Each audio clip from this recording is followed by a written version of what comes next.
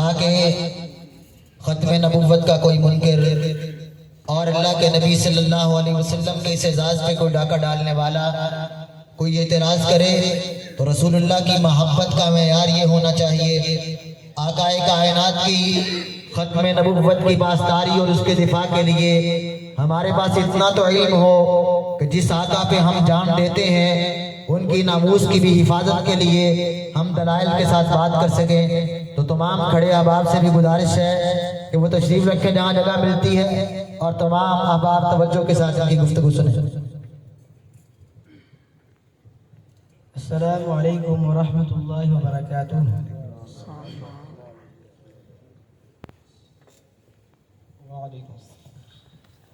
محترم اویس بھائی، سوالات کا سلسلہ شروع کرتے ہوئے سب سے پہلا سوال میں آپ کی خدمت میں پیش کرنا چاہتا ہوں۔ وہ سوال یہ ہے کہ آپ قادیانیوں کو کافر کس بنا پہ کہتے ہیں، جبکہ وہ لوگ وہی کلمہ پڑھتے ہیں جو کلمہ ہم مسلمان پڑھتے ہیں، یعنی لا الہ الا اللہ محمد الرسول اللہ۔ اور یہ عجیب انصاف غیر منصفانہ سلوک ہے آپ کی طرف سے کہ جس کلمے کے ساتھ آپ کسی غیر مسلم انسان کو مسلمان بناتے ہیں، جس کلمے کے ساتھ آپ کسی غیر مسلم کو دین اسلام قبول کرواتے ہیں، وہی کلمہ وہ پڑھتے ہیں، لیکن آپ ان کو مسلمان تسلیم نہیں کرتے، آپ ان پہ کفر کا فتویٰ لگاتے جاتے ہیں کہ آپ کافر ہیں، جبکہ کلمہ ان کا وہی ہے لا الہ الا اللہ محمد الرسول اللہ۔ تو آپ اس کا جواب ذرا دی۔ الحمدللہ رب العالمین والصلاة والسلام علی رسولہ الکریم، اما بعد، السلام علیکم ورحمۃ اللہ وبرکاتہ۔ وعلیکم السلام۔ قادیانیت جو مذہب ہے یہ بنیادی طور پر ایک فریب دینے والا، دسیسہ کاریاں کرنے والا اور دھوکے باز مذہب ہے، اور ان کی کوئی بھی بات آپ لے لیں، ان کے مذہب کے اندر اس سے متضاد کوئی نہ کوئی بات آپ کو لازمی مل جائے گی۔ جیسا کہ بھائی نے سوال کیا ہے کہ یہ ان کا کلمہ لا الہ الا اللہ محمد الرسول اللہ ہی ہے، حالانکہ یہ بات واقعہ کے بالکل خلاف ہے، کیونکہ اس کے بیٹے نے، جو غلام احمد قادیانی کا بیٹا تھا، اس نے کتاب لکھی سیرت المہدی کے نام سے، اور اس کے اندر یہ بات اس نے ذکر کی ہے کہ ہر نبی کا کوئی نہ کوئی کلمہ ضرور ہوتا ہے، اور جو ہمارے مسیح موعود ہیں، جیسا کہ اس نے ذکر کیا کہ غلام احمد قادیانی کا کلمہ یہ ہے کہ میں دین کو دنیا پر مقدم رکھوں گا۔ جب انہوں نے اس کلمے کا ذکر کر دیا، پھر لا الہ الا اللہ کو ڈال بنانا، یہ ان کی طرف سے ایک سادہ لو مسلمان کو دھوکہ دینے کے سوا اور کوئی چیز نہیں ہے۔ جزاک اللہ خیر۔ دوسرا اعتراض یہ کیا جاتا ہے کہ جی دیکھیں، لوگ ہمیں کافر کہتے ہیں، جبکہ ہماری نماز کی ادائیگی کا طریقہ کار، ہمارا روزہ رکھنا، اور جس قبلے کی جانب یہ لوگ منہ کر کے نماز پڑھتے ہیں، ہم بھی اسی قبلے کی جانب منہ کر کے نماز پڑھتے ہیں، ہم ان کا ذبیحہ بھی کھاتے ہیں، اور اس پر مستضاد وہ نبی مکرم علیہ السلام کی حدیث پیش کرتے ہیں کہ من صلی صلاتنا واستقبل قبلتنا واکل ذبیحتنا فذلک المسلم، کہ نبی علیہ السلام کی حدیث کے مطابق ہم لوگ مسلمان قرار پاتے ہیں، جبکہ تم لوگ ہمیں پھر بھی کافر ہی کہتے ہو۔ حدیث ہمیں مسلمان کہتی ہے، جبکہ تم لوگ ہمیں کافر کہتے ہو۔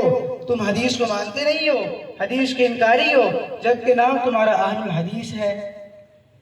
صحیح ہے۔ اس بات کا جواب دینے سے پہلے میں اپنے پہلے سوال کے جوابات میں کچھ چیز کا اضافہ کرنا چاہتا ہوں، کیونکہ کسی ہو سکتا ہے آدمی کو کوئی چیز سمجھ نہ آئی ہو، تاکہ مزید وضاحت سے وہ چیز سمجھ آ جائے۔ وہ بات یہ کچھ اس طرح ہے کہ لا الہ الا اللہ محمد الرسول اللہ تو ہم بھی کہتے ہیں، ہم بھی کلمہ پڑھتے ہیں، لیکن قادیانیت جو ان سے سارا مذہب وہ کہتا ہے کہ غیر احمدی جو ان سے ہیں یہ سب کے سب کافر ہیں، ٹھیک۔ اور غلام احمد قادیانی نے اپنی کتاب کے اندر یہ بات لکھی ہے کہ جو مجھے نہیں مانے گا وہ کافر ہے، اور بڑی گندی زبان اس نے استعمال کی، اور کسی کو، اب میری زبان زیب نہیں دیتی، کسی میرے خیال سے کوئی بھی شریف النفس آدمی وہ گالیاں نہیں سننا چاہے گا کہ جو اس کو دی گئی ہیں، جو ادھر جتنے موجود ہیں ان سب کو گالیاں دی گئی ہیں غلام احمد قادیانی کی طرف سے، کیونکہ ہم اس کو مانتے نہیں. اور ہمیں اس نے کافر کس بنا پہ کہا ہے؟ اس نے پیمانہ کیا بنایا؟ اس نے پیمانہ یہ بنایا کہ جو مجھے نہیں مانے گا وہ کافر ہے. اس نے لا الہ الا اللہ محمد الرسول اللہ کی بالکل ہی کوئی تمیز نہیں کی. اس نے صاف یہ کہا جو مجھے نہیں مانتا وہ کافر ہے. اور ہم بھی کلمہ پڑھتے ہیں لیکن ہمیں وہ کہتے ہیں انہوں نے قادیانیوں کے مفتیوں نے یہ بات لکھی، انہوں نے کہا کہ ہم پر یہ چیز فرض ہے، خود کے اوپر اس نے وہ چیز فرض کہی کہ ہم غیر احمدیوں کو کافر مانیں. اور میاں محمود نے یہ بات ذکر کی ہے، وہ بھی قادیانی، اس نے کہا کہ اگر کوئی غلام احمد قادیانی کو دیکھے یا نہ دیکھے، اگر اس کا نام بھی نہیں جانتا، وہ اگر اس کی بیعت میں شامل نہیں ہے تو وہ کافر اور خارج از اسلام ہے. انہوں نے ہمارے کلمے کی کوئی اس نے حیا نہیں کیا انہوں نے. اور ہم سے اس چیز کی توقع کرتے ہیں کہ ہم ان کے کلمے جو وہ کہتے ہیں کہ ہم لا الہ الا اللہ رسول اللہ دھوکے بازی پہ مبنی، وہ کہتے ہیں کہ ہم ان کو اس کلمے کی بنا پر اسلام میں داخل کر دیں. اور دوسری بات یہ کہ جو لا الہ الا اللہ محمد الرسول اللہ ہے، جس کے اندر جو محمد الرسول اللہ کا لفظ ہے، اس کے بارے میں جو قادیانی ہے وہ عقیدہ یہ رکھتے ہیں، جو کہ سب بھائیوں کو علم آنا چاہیے، اس چیز کا علم ہونا چاہیے، وہ یہ کہ حضرت محمد رسول اللہ صلی اللہ علیہ وسلم جو 1400 سال پہلے مکہ معظمہ میں تشریف لائے تھے، یہ اسی کا دوبارہ دوسرا جنم تھا جو قادیہ میں تشریف لائے. اپنے آپ کو آپ صلی اللہ علیہ وسلم کا دوسرا جنم کہتا ہے. حالانکہ جنموں کا مختلف ہونا یہ ایک ہندوؤں کا عقیدہ ہے، جیسے تناسخ کا عقیدہ ہم جماعت ساتھیوں نے پڑھا ہے اور کئی بھائی جانتے ہوں گے کہ 7 جنموں کا وہ ذکر کرتے ہیں. تو یہ ہندوؤں کا طریقہ ہے کہ ایک شخصیت دوبارہ جنم لیتی ہے. تو غلام احمد قادیانی نے اس عقیدے کی آڑ میں اس نے یہ کہا کہ محمد الرسول اللہ نے یہ دوبارہ دوسرا جنم لیا ہے. اور اس نے اپنی کتاب خطبہ الہامیہ میں بات ذکر کی ہے، من فرق بینی و بین المصطفیٰ، جس نے مجھ میں اور مصطفیٰ صلی اللہ علیہ وسلم میں فرق کیا، فما عرفنی وما رآ، اس نے نہ تو مجھے پہچانا ہے اور نہ اس نے مجھے دیکھا ہے. اور دوسری جگہ اس نے کہا سارا وجود ہی وجودہ ہو، کہ میرا سراپا وجود اسی کا ہی وجود ہے. تو جب اس کا عقیدہ اپنی ذات کے لیے اس طرح کا کہ میں محمد رسول اللہ ہی ہوں، نعوذ باللہ من ذالک، تو وہ اس کو نئے کلمے کی کوئی حاجت ضرورت محسوس نہیں ہونی چاہیے، کیونکہ وہ خود کو محمد رسول اللہ ہی کہہ رہا ہے اور دوسرے اڑا اپنے آپ کو لا الہ الا محمد رسول اللہ کے اندر. اور قرآن مجید کی آیت محمد الرسول اللہ والذین معه اشداء علی الکفار، اس آیت کے تحت وہی چیز لکھتا ہے کہ اس آیت کے اندر اللہ تعالیٰ نے محمد نام بھی میرا رکھا ہے اور رسول بھی مجھے کہا ہے. حالانکہ 1400 سال پہلے یہ جو آیت ہے یہ آپ صلی اللہ علیہ وسلم پر نازل ہوئی تھی. اور یہی بات اس نے قرآن کی تفسیر کے حوالے سے اس نے ایک بات اپنی کتاب ازالہ و ہاں میں ذکر کی ہے. اس نے کہا کہ کوئی اگر پرانی تفسیر چلتی چلی آ رہی ہے، اس کے بعد اس تفسیر کے اندر کوئی نیا معنی پیدا کر دینا، یہ ایک الہاد ہے. اور خود اس نے محمد رسول اللہ کی تفسیر کے اندر ایک نیا معنی پیدا کیا ہے کہ اس سے مراد میں ہوں، محمد نام میرا ہے، رسول نام میرا ہے. اس چیز سے یہ چیز ثابت ہوتی ہے کہ وہ نیا معنی پیدا کر کے ایک تو الہاد کی طرف اس نے قدم بڑھایا، اور دوسری بات یہ ہے کہ وہ ہمارے کلمے کا کوئی اعتبار نہیں کرتا. یہ 2-3 چیزیں آپ کے ذہن میں رہنی چاہیے. اگر کوئی آپ کو اس چیز سے دھوکہ دینا چاہے کہ لا الہ الا اللہ محمد رسول اللہ ہم پڑھتے ہیں تو آپ مسلمان نہیں مانتے، پہلی بات اسے آپ یہ ذکر کریں کہ بھائی جان آپ کا کلمہ یہ ہے ہی نہیں ہے. آپ کا کلمہ یہ ہے کہ میں دین کو دنیا پر ترجیح دوں گا. صحیح ہے. دوسری بات یہ آپ نے ان سے کرنی ہے کہ آپ ہمیں پھر مسلمان کیوں نہیں سمجھتے، ہمیں کیوں کافر سمجھتے ہیں، وہ بھی اس بنا پہ کہ ہم غلام احمد قادیانی کو نہیں مانتے. اور تیسری بات یہ ہے کہ وہ لفظ محمد رسول اللہ کے اندر غلام احمد قادیانی کو گھسے اڑے ہیں. تو یہ بات اس کو ہم بالکل نہیں تسلیم کرتے اور یہ بالکل نصوص سے ثابت نہیں ہے. اور دوسرا یہ جو بھائیوں نے سوال کیا ہے وہ یہ کہ ہم بھی نماز پڑھتے ہیں، ہم بھی روزہ رکھتے ہیں، ہم بھی ویسے ذبیحہ کرتے ہیں، تو آپ صلی اللہ علیہ وسلم نے کہا ہے کہ اس کو آپ مسلمان ہی تسلیم کریں جو سب کام کرتے ہیں. تو ہم جو پہلے اعتراض ہم نے کیے یہ سب کام تو ہم بھی کرتے ہیں، لیکن غلام احمد قادیانی نے پیمانہ ان کاموں کی وجہ سے اسلام اور کفر کا نہیں بنایا. اس نے کہا کہ اگر کوئی مجھے نہیں مانتا وہ کافر ہے، وہ چاہے سارے کام کرتا ہو. تو اس وجہ سے ان کو ہمیں پھر مسلمان سمجھنا چاہیے یہ کام کرتے ہوئے، لیکن وہ ہمیں کام کرنے کے باوجود بھی کافر سمجھتے ہیں اور ہم سے یہ توقع کرتے ہیں کہ ہم ان کو ان کام کرنے کی وجہ سے ان کو مسلمان سمجھیں. اور دوسری بات یہ کہ یہ انہوں نے جس چیز کا استدلال کیا ہے، جس حدیث سے استدلال کیا ہے، اس کے بارے میں غلام احمد قادیانی نے کہا ہے کہ حدیث کا معاملہ تو اس طرح کا ہے، اس کی حیثیت اس طرح کی ایک مداری کی پٹاری کی طرح ہے، نعوذ باللہ من ذالک. کہتے ہیں ایک مداری کی پٹاری کی طرح کی حیثیت ہے حدیث کی، اس میں سے جو جی چاہے آپ کا آپ نکال لیں، اس میں سے جو سا مرضی معنی مفہوم نکالتے رہیں۔ جب ایک چیز کی حیثیت آپ کے نبی کے ہاں مداری کی پٹاری کی طرح ہے، اس حدیث سے آپ استدلال کر رہے ہیں کہ ہم آپ کی پوری امت کو اسلام میں داخل کر لیں، یہ تو بالکل ہی ایک جہالت اور ناواقفی کی دلیل ہے۔ اور تیسری بات یہ ہے کہ آپ صلی اللہ علیہ وسلم نے فرمایا من صلی صلاتنا، جس نے نماز پڑھی، مطلب ہماری نماز، آپ صلی اللہ علیہ وسلم نے یہاں جمع متکلم کا صیغہ استعمال ہوا ہے، جس سے مراد آپ صلی اللہ علیہ وسلم کی اپنی ذات اور صحابہ کرام ہے۔ آپ صلی اللہ علیہ وسلم نے کہا جس نے میری اور صحابہ کرام کی پیروی کرتے ہوئے نماز پڑھی اس کو آپ نے مسلمان کہنا ہے۔ لیکن یہ جو مرزائی ہیں ان کا معاملہ یہ ہے کہ یہ آپ صلی اللہ علیہ وسلم کو اگر نبی بھی مانتے ہیں وہ بھی اسی وجہ سے کہ مرزائی غلام احمد قادیانی نے کہا، اگر وہ نہ کہے تو یہ وہ بھی نہ مانے۔ اسی وجہ سے یہ ایک ظاہری دھوکہ ہے۔ آپ صلی اللہ علیہ وسلم کی حدیث کے جو الفاظ ہیں وہ بالکل اس کی تائید نہیں کرتے، اور حدیث کے الفاظ یہ کہہ رہے ہیں کہ جو میری اور صحابہ کی پیروی میں نماز پڑھے گا اس کو آپ نے مسلمان کہنا ہے۔ لیکن قادیانی، غلام احمد قادیانی کی اتباع کرتے ہوئے نماز پڑھتے ہیں، اس وجہ سے ان کے اوپر اس حدیث سے استدلال بھی مخدوش ہو جاتا ہے، اور دوسری بات ان کے ہاں جو حدیث کی اہمیت ہے وہ صرف ایک مداری کی پٹاری کی طرح ہے۔ نعوذ باللہ من ذالک، اللہ تعالیٰ محفوظ فرمائے۔ جزاک اللہ خیر۔ ایک تیسرا اعتراض کہ قرآن مجید کی ایک آیت ہے کہ انہ لا یفلح الظالمون، کہ بے شک ظالم لوگ فلاح نہیں پا سکتے۔ تو دیکھا جائے تو مرزا صاحب اپنے دعوے میں اگر جھوٹے ہوتے تو کبھی کامیاب نہ ہوتے۔ آج اگر آس پاس دیکھا جائے بر صغیر میں خصوصاً تو مرزا اتنا پاپولر ہے، اس کی اتنے متبعین ہیں، پیروکار ہیں کہ تمام لوگ سمجھتے ہیں، اکثر لوگ سمجھتے ہیں کہ وہ کامیاب ہے۔ حضرت میں سوال آپ کے سامنے یہ کرنا چاہتا ہوں کہ اللہ رب العالمین فرماتے ہیں کہ ظالم فلاح نہیں پا سکتے، جبکہ دوسری طرف بات یہ ہے کہ مرزا کامیاب نظر آتا ہے۔ اس کا مطلب یہ ہے کہ مرزا جو ہے نا وہ سچا تھا، اس وجہ سے کہ اس نے کامیابی سمیٹی ہے، لوگ اس کو مانتے ہیں، اس کو تسلیم کرتے ہیں، تو اس کا مطلب تو صاف نظر آتا ہے کہ مرزا ٹھیک تھا۔ جی یہ جو انہوں نے سوال کیا ظاہری طور پر تو اس میں بڑی معقولیت نظر آتی ہے، اور ایسے لگتا ہے کہ اس میں بڑا وزن ہے اور اس کا جواب نہیں بن پائے گا، اور کئی عوام الناس کے ذہن میں اس طرح کی چیزیں بھی اٹھتی ہوں گی۔ اس کا جواب کیا ہوتا ہوگا؟ یہ قرآن کی صریح نص موجود ہے کہ ظالم کبھی کامیاب نہیں ہو سکتا، لیکن ایک طرف ہم مرزائیوں کو دیکھیں تو ان کی سیٹلائٹ کے ذریعے خطبے چل رہے ہیں، ان کے ٹرمپ کے ساتھ ملاقاتیں ہیں اور اس طرح کی چیزیں ہیں، اور اس کو وہ کامیابی باور کروانا چاہ رہے ہیں۔ لیکن اگر ہم قرآن مجید کی روشنی میں دیکھیں تو حقیقی فلاح کیا ہے؟ حقیقی فلاح یہی ہے کہ آپ کے کوئی جو سے متبعین ہیں ان کی تعداد بڑی کثیر ہو جائے۔ اگر اسی کو ہی آپ نے ایک پیمانہ بنا لیا ہے فلاح کا، تو ہم آپ سے یہ پوچھتے ہیں کہ جو عیسائی ہیں وہ تو مسلمانوں سے کئی زیادہ تعداد میں ہیں، تو ہم کیا اس پیمانے کی وجہ سے یہ کہیں کہ وہ غیر ظالم اور وہ مشرک نہیں ہے، اور کہیں کہ وہ حق پر ہیں صرف تعداد کی کثرت کی وجہ سے؟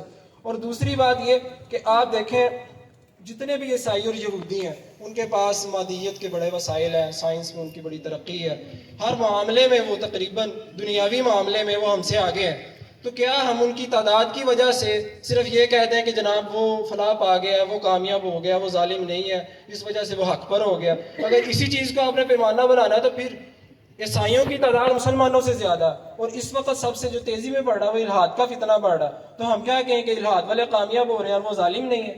اس لیے یہ پیمانہ بالکل فضول اور بالکل ایک غلط نظریات کے اوپر مبنی ہے جس کی کوئی حقیقت نہیں ہے۔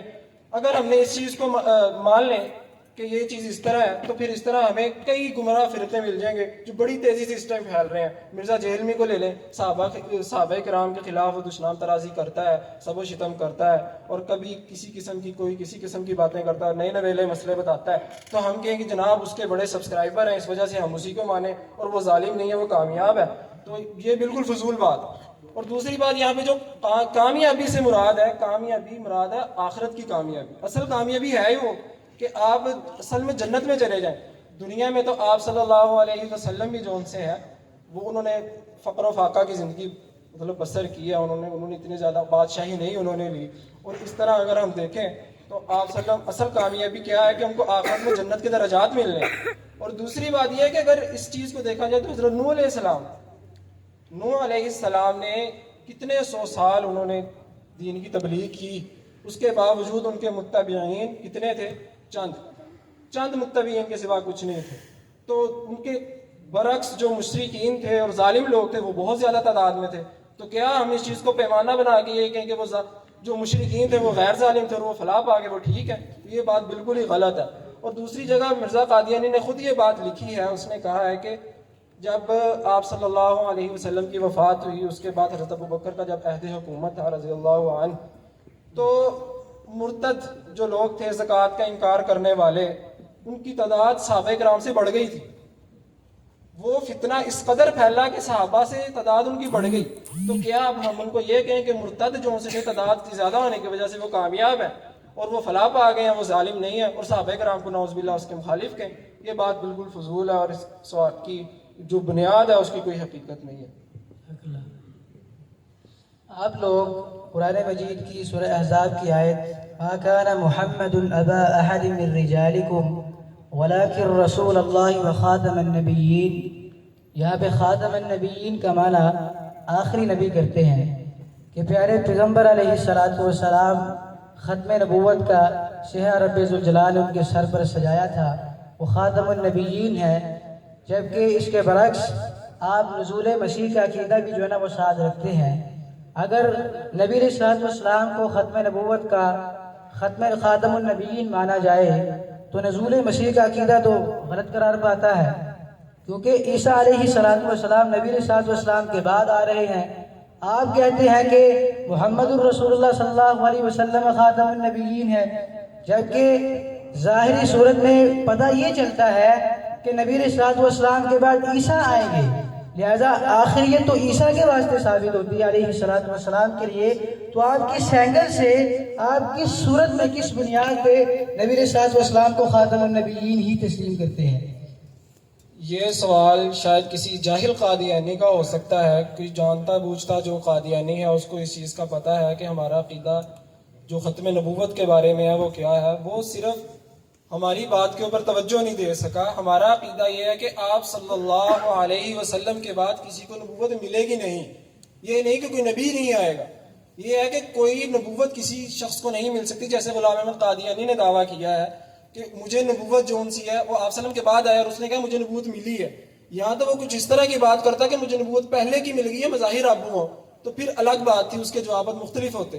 لیکن اس نے آپ صلی اللہ علیہ وسلم کے بعد نبوت ملنے کا دعویٰ کیا ہے, اور مسلمانوں کا یہ عقیدہ ہے کہ آپ صلی اللہ علیہ وسلم کے بعد کسی کو نبوت ملے گی نہیں. حضرت عیسیٰ علیہ السلام کو نبوت تو آپ صلی اللہ علیہ وسلم سے پہلے مل چکی, اور اس وجہ سے یہ خاتمیت نبوت کے خلاف یہ دلیل کی بات نہیں بن سکتی. یہ بات صرف ایک غلط فہمی کے اوپر مبنی ہے.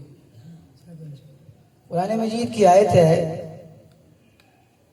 کہ جس وقت آپ کو کوئی بندہ سلام کہے, جیسے قادیانی کہتے ہیں کہ ہم لوگ آپ کو سلام کہتے ہیں, لہذا قرآن مجید کی آیت کہتی ہے کہ جو آپ کو سلام کہے آپ نے اس کو یہ نہیں کہنا کہ لست مؤمنا, یعنی اس پر وہ قرآن مجید کی سائے سے استدلال کرتے ہوئے کہتے ہیں وَلَا تَقُولُوا لِمَنْ أَلْقَى إِلَيْكُمُ السَّلَامَ لَسْتَ مُؤْمِنًا, جبکہ مشاہدے میں ایسی بات آتی ہے کہ وہ لوگ ہمیں سلام کہتے ہیں, قرآن کہتا ہے کہ آپ نے ان کو غیر مومن نہیں کہنا, یعنی مومن کہنا ہے.